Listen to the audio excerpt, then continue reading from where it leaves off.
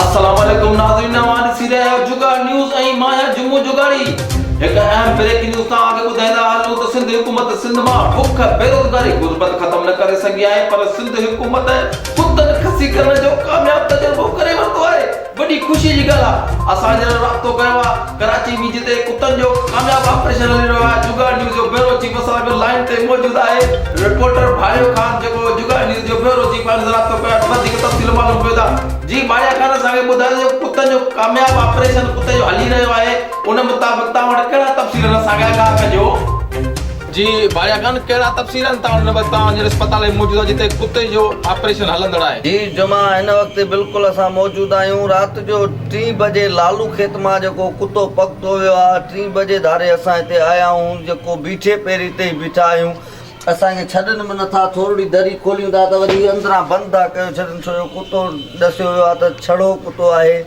17 साल कुते जी उमिरि आहे, जेको आहे उनखे खसी करण जो बिल्कुलु ऑपरेशन हली रहियो आहे हिन वक़्तु।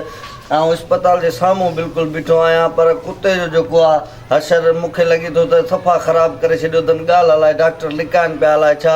बहरहाल खसी जो जेको मामिलो आहे, जेको राति जो 3 बजे खां असांखे हिते बीहारे छितो करे छॾियो अथनि। जी अच्छा भाइया ख़ान, कुते जी उमिरि केतिरी बि ॿुधाई वञे? जी 17 साल जेको आहे उमिरि ॾसी पई वञे। भाइया ख़ान, डॉक्टर कहिड़ा आहिनि जेके कुते जो ऑपरेशन करे रहिया आहिनि? जी डॉक्टर जुमा ॿुधायो वियो आहे त डॉक्टर नियाज़ चांडियो ऐं डॉक्टर मोह बुजणो, जेको काज़ियमत जो मशहूरु डॉक्टर आहे, जेको हिन वक़्तु कराचीअ में आहे, जेको आहे कुते जो ऑपरेशन जेको आहे जारी आहे। ऐं एमरजेंसी में इहो ख़बर मिली आहे त जेको ताज़ी ख़बर त कुते खे रत जी ज़रूरत आहे। रत जेको आहे कुते जो ZAK ओपाज़ेट जेको ॾसियो पियो वञे, उहो जेको आहे रत जी ज़रूरत आहे। रत अञा ताईं मिली न सघियो आहे। जी अच्छा भाइया ख़ान, हींअर कुते जी हालत कीअं आहे? जी जुमा कुते जी जेका हालत जेका ॾसी पई वञे त उहा तमामु सीरियस हालत आहे कुते जी। कुते खे रत जी ज़रूरत आहे। ऐं अलाए केतिरा कुता जेके आहिनि, पूरे मुल्क जा कुता हींअर अखियूं जो वेठा आहिनि बाक़ाइदगी सां।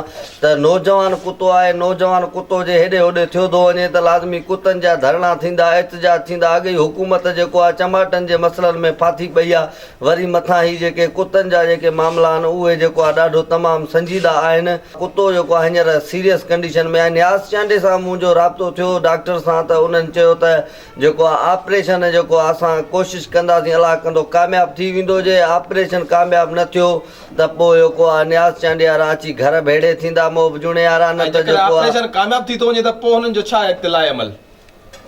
जी आवाज़ नथो सम्झ में। जेकॾहिं ऑपरेशन कामयाबु थी वियो त पोइ डॉक्टर मोह बुजणो ऐं जेको नियाज़ चांडियो हुनजो अॻिते लाइ अमल छा आहे? पोइ वधीक ऑपरेशन कंदा, किथे कंदा?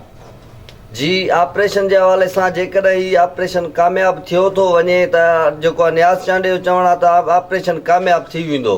मोह बुजणो जेको आहे उहो जेको आहे टेंशन में आहे त जेको आहे नौजवान कुतो आहे परायो मारे न विझूं। बहरहाल जे ऑपरेशन कामयाबु थी वियो त नियाज़ चांडियो अची सकरण में जेको आहे वॾियूं क्लिनिकूं खोलींदो कुता खसी करण जी, ऐं मोह बुजणो काज़ियमत में पंहिंजी वॾी क्लिनिक खोलींदो। जी वधीक ख़बरनि ऐं अपडेट लाइ ॾिसंदा रहो जुगाड़ न्यूज़।